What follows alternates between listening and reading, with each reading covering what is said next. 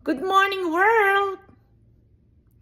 Dahil ako ay isang Pilipino, nakaantabay ako sa mga balita sa bansang Pilipinas. Lalong-lalo na ang nangyayari sa Senado. Nang mapanood ko na ang minority ay naging majority, napatayo ako sa aking upuan at pumalakpak ng malakas at sumigaw ng yay! Back to work na sila. Meron ng session.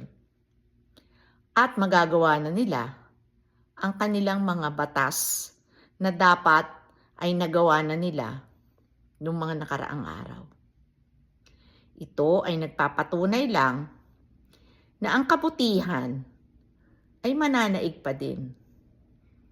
At ang ginawa ng senador na si Chis Escudero ay pabor para sa mga Pilipino.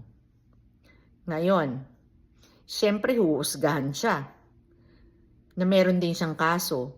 So hindi na yun ang pinag-uusapan. Ang pinag-uusapan ay ang kapakanan ng sambayanang Pilipino. Kaya, saludo ako sa mga senador na nanatili sa tama.